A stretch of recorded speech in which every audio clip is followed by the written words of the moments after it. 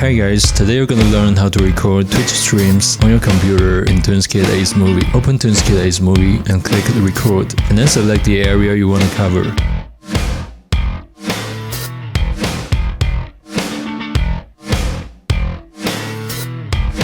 On the right, you can choose whether to record the sound or not. When you finish the settings, click the rec button, and then the recording will begin after the 3-second countdown.